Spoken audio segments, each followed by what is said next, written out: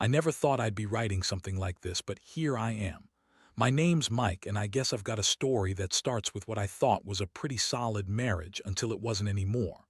My wife, Lisa, and I had been together for about 8 years. We weren't perfect, but we had a good rhythm, or so I thought.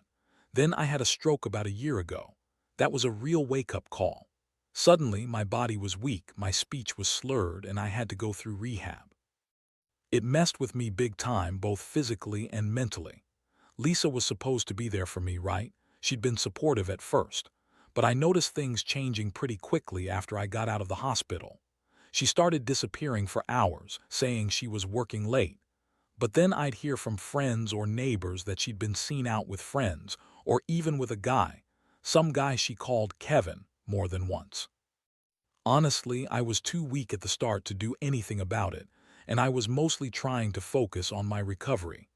But the doubts crept in, especially when I caught her lying about her whereabouts. She'd say she was at the grocery store, then I'd find her pictures on her phone with Kevin, smiling and leaning into each other in a way that made my stomach turn. I was devastated. My brain was so foggy from the stroke, but even I could see what was happening. The worst part, Lisa kept lying, calling me paranoid or insecure whenever I brought it up. She'd say, "You're just jealous," or "You're imagining things." But I could see the flicker of guilt in her eyes every time I asked where she was or who she was with.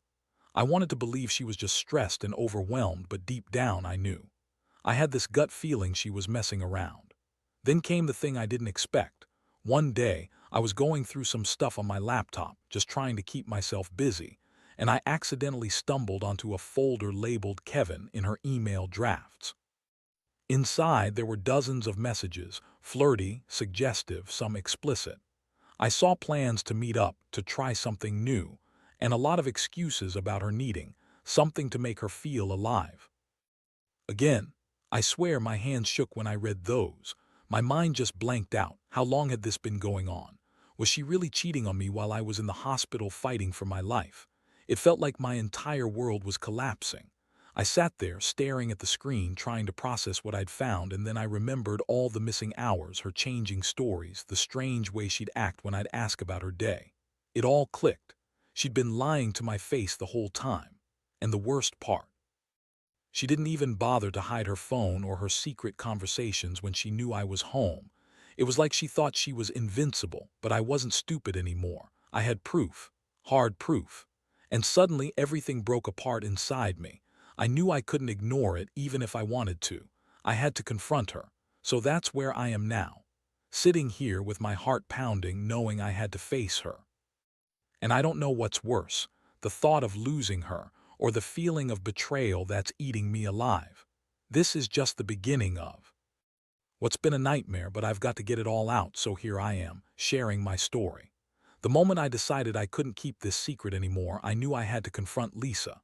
I was trembling, not just from anger, but from this strange, deep hurt I couldn't quite put into words. When I called her that evening, her voice was just as usual, bitchy, dismissive, like she didn't even realize how much she'd messed up. She answered with that sharp tone, "Yeah, what do you want, Mike?" Like I was just an annoyance, not her husband. That really set me off, but I kept my voice steady, trying to sound calm, at least on the surface. I told her I needed to talk, and she huffed and said, "Fine, but make it quick, I've got plans." I could hear her smirking on the other end. That's when I finally dropped the bombshell. I knew about Kevin, about the texts, the meetings, everything. The silence on the other end was deafening. Then she started crying, fake crying. I knew that from the tone of her voice. "Mike, you're overthinking. You're just stressed with your recovery and everything. Kevin's just a friend. You're blowing things out of proportion." I lost it. How could she lie so effortlessly? I told her I wasn't stupid, that I'd seen everything, that I knew she was screwing around behind my back. Her laugh was cold, and she told me I was being paranoid, that she's only been hanging out with Kevin because I was too sick to give her what she needed. She said, "You're not even the man I married anymore. You're just a shell. Kevin makes me feel alive, something you clearly can't do anymore." That last part hit me like a punch in the gut. I didn't even know what to say. I just sat there, stunned. She kept insisting she was innocent, that I was crazy, and that I should focus on getting better instead of accusing her of stuff she never did. but I knew the truth.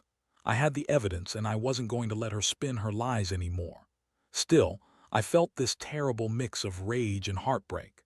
I loved her, but I hated her more for what she was doing. How could she betray me like this when I was vulnerable? I'd given her everything, my heart, my trust, my future, and she threw it all away for some guy she barely knew. After that call, I didn't sleep much. I stayed up all night, staring at the ceiling, thinking about what this meant for us. I kept asking myself if I should just walk away if I had the strength to do it. But mostly, I just felt this terrible sense of betrayal, like I'd been hit by a truck. I kept replaying everything in my mind. The lies, the sneaking around, her contempt for me when I was at my weakest. It's like she didn't even care about the damage she was causing. I was supposed to be her husband, her partner, her support, and instead, I found out she was screwing someone else behind my back, probably for months. The next day, I decided I had to get some space. I packed a bag, told her I was going to stay at a friend's house for a few days to think, even though I knew I needed to plan my next move carefully. I didn't want to lose my temper, but I was hurt, humiliated, and furious all at once. And I kept thinking about the fact that she lied about everything, about Kevin, about her feelings, about her loyalty. It's like I'd been living with a stranger, someone I no longer recognized. Now, sitting here alone in this empty apartment, I can't help but feel like I've been punched in the gut repeatedly. The betrayal hits harder than I ever imagined. I don't know if I can ever trust her again, but one thing, for sure, my world has changed forever. I just wish I could turn back time and do things differently, but I can't. All I have now are these horrible feelings and the undeniable truth that I was completely blindsided. After I left her place that night, I felt like I was walking through a fog. My mind was racing, trying to process everything. How Lisa, my wife, the woman I loved and trusted, could do something so cruel and callous. I kept replaying her words, her sneers, her lies. It was surreal. I'd known she was bitchy, sure, but this. I never thought she'd cheat on me, especially not while I was fighting to recover from a stroke. That makes it even worse. She knew I was vulnerable and took full advantage. Over the next couple of days, I kept my distance, trying to gather my thoughts. I couldn't believe I'd been so blind. I'd always thought Lisa was a little manipulative, maybe, but I never suspected she'd go this far. The thing that cut me deepest was her blatant disrespect, lying to my face, sneaking around, openly calling Kevin her thing, when she thought I was too weak to do anything about it. That kind of contempt isn't just betrayal, it's outright assault on everything I believed our marriage stood for. One thing that really struck me was how indifferent she seemed to her own lies. She kept claiming she wasn't cheating, that Kevin was just a friend, even when I had the proof right in front of me. The texts, the emails, the photos, she didn't bother hiding anymore.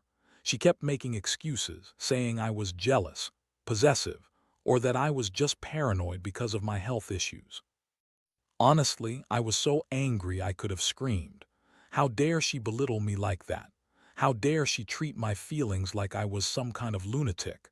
I decided I needed to get more clarity, so I hired a private investigator. I didn't want to believe what I already knew, but I needed proof, hard evidence. Watching the footage from the rehab center's security cameras was a punch in the stomach. They caught Lisa sneaking into the restricted area, an employee-only zone, where she met Kevin. I saw her hand in his, her lips pressed against his, and her smirk at the camera like she knew they'd been caught and didn't care. That moment hit me like a freight train. She didn't just cheat on me, she did it in the most blatant, disrespectful way possible. I felt sick. The footage was undeniable. There was no more denial, no more excuses. Lisa was screwing Kevin right under my nose in a place I trusted to help me heal. My wife, the woman I'd built a life with, had turned into a liar and a cheater. I couldn't even look at her the same way anymore. Suddenly, everything about her, her bitchy smirk, her lies, her dismissive attitude, made sense. She'd been using me, taking advantage of my vulnerable state, all while plotting her affair. I couldn't believe I'd let her do this. I had been so blind, thinking I was the only one who cared, who loved, who was faithful. And all this time she was with Kevin, probably laughing behind my back, probably thinking I'd never find out. The thought of her laughs, her secret meetings, her fake tears and excuses, It all made me feel so angry I wanted to break something. I wanted to scream at her, call her out on her absolute betrayal. But I also felt this overwhelming sadness, like I was losing the woman I thought I knew. That night, I sat down and made a decision. I couldn't stay with her anymore, not after all this. I knew I had to confront her face to face and get some truth out of her. I wanted her to see how much she'd hurt me, to understand that I wasn't some fool she could manipulate anymore. I also knew I had to start thinking about my future, whether I wanted to fix this or walk away for good. But I wasn't naive.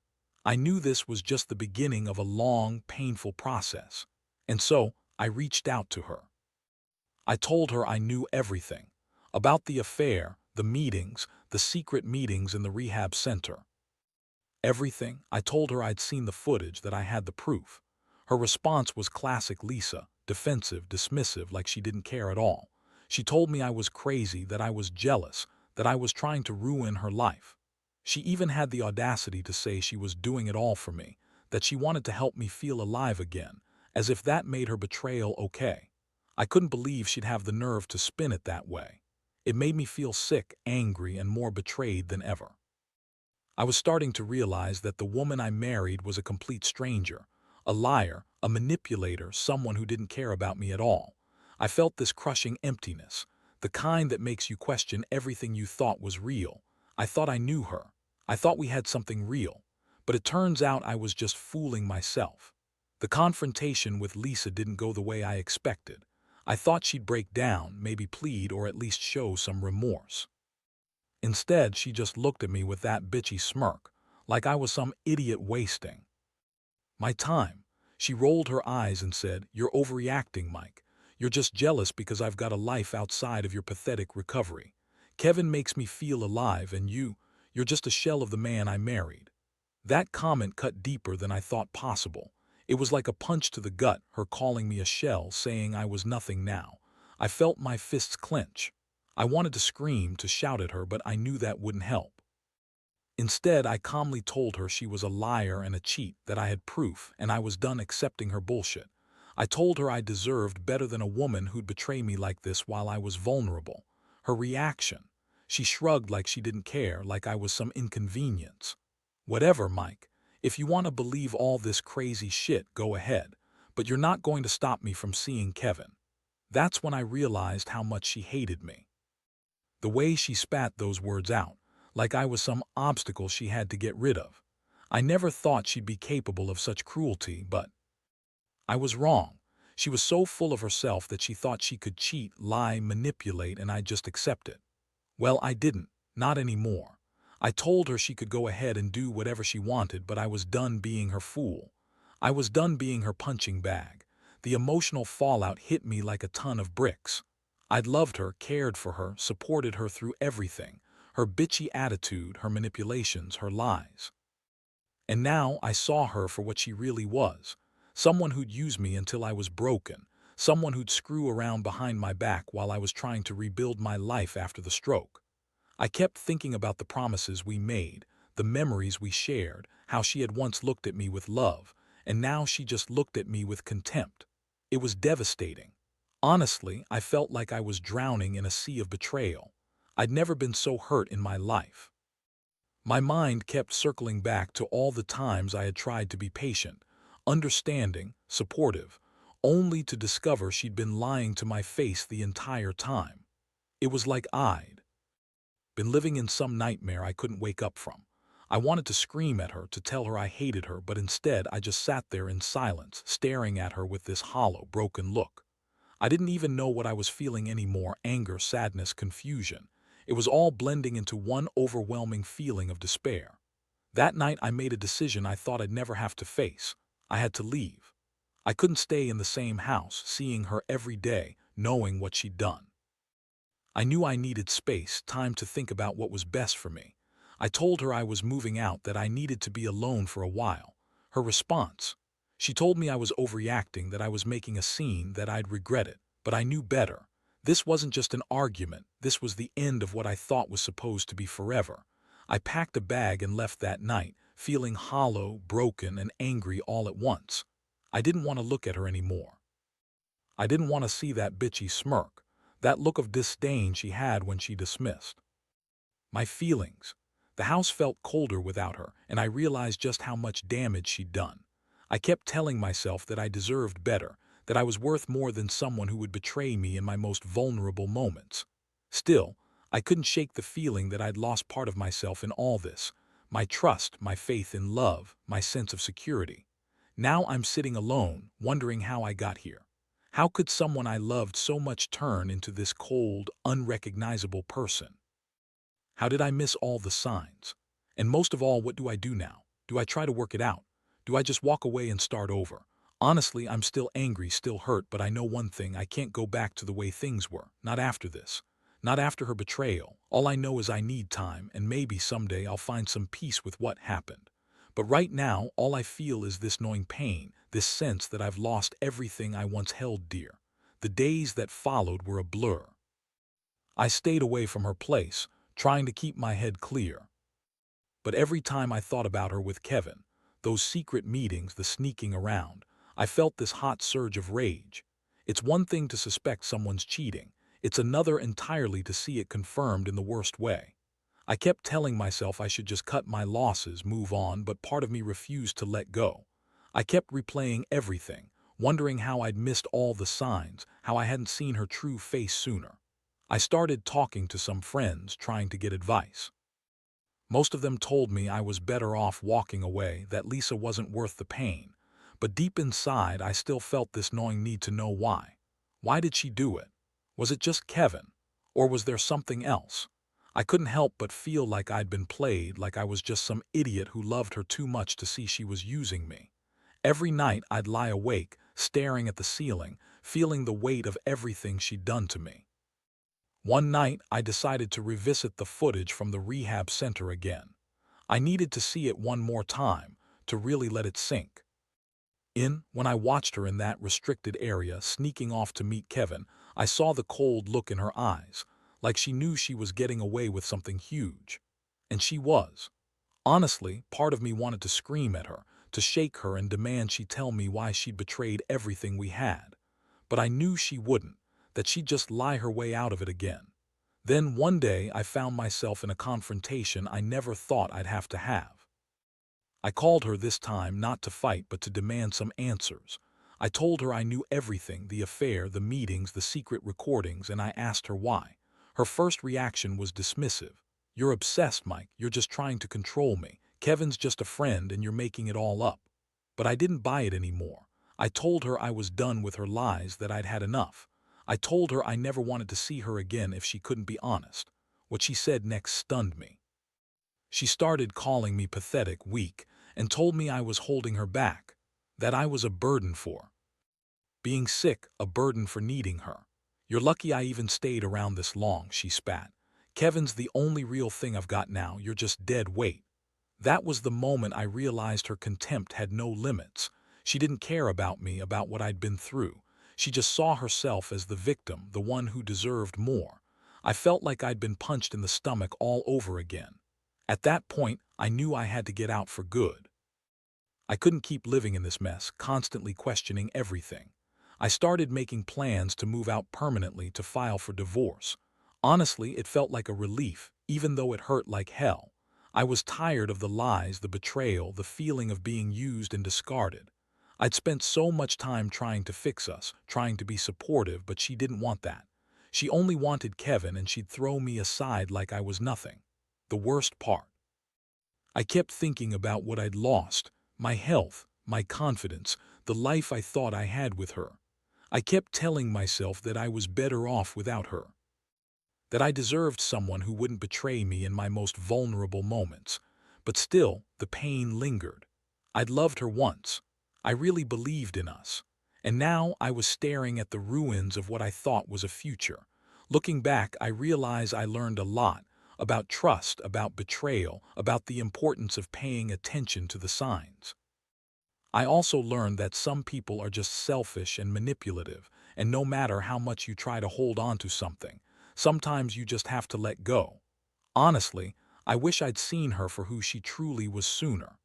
Maybe then I wouldn't be sitting here feeling like I'd been punched in the gut all over again. But I guess it's better to know the truth painful as it is.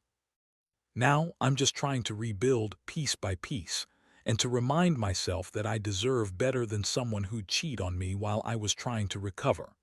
The hardest thing about all of this is realizing how much I trusted her, how blind I was to her manipulations.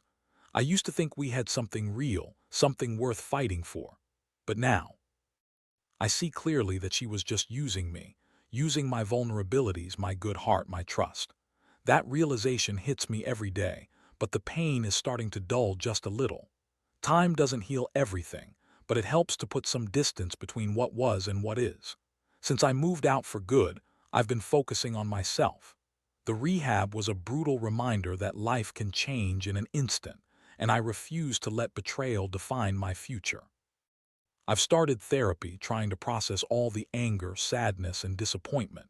It's not easy. Some days I feel like I'll never get over it. Other days I catch myself thinking I'll be okay, that I'll rebuild from this mess. I've realized I need to be kind to myself. Healing isn't linear, and sometimes you just have to take it one day at a time. Looking back, I see now how Lisa's bitchy attitude and constant lies were signs I ignored. I was so desperate for her affection, so eager to hold onto what we had, that I missed the warning signs. I wish I could warn anyone reading this. Don't ignore the red flags. Don't brush off your intuition. No matter how much you love someone, if they betray your trust in the worst way, it's better to face the truth early than suffer through a betrayal that tears everything apart.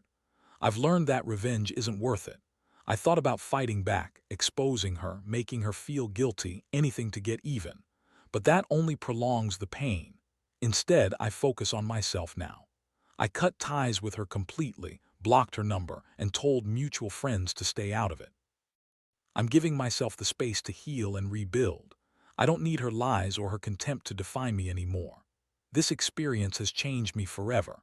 I'm more cautious, more guarded, but also more aware of what I deserve. I won't settle for someone who treats love like a game, who manipulates and betrays. I've realized I'm stronger than I thought, even with a shattered heart. The pain is still there, but so is the hope that I can come out of this better, wiser, and more resilient. So for anyone else going through a similar hell, trust your instincts. Don't ignore the signs, no matter how much you love someone or how much you want things to work. Sometimes the only way to move forward is to break free from the lies, even if it hurts like hell. Because in the end, nobody deserves to be betrayed while they're trying to recover. You're worth more than that. And even in the darkest moments, there's a chance to find your strength again. I'm living proof of that.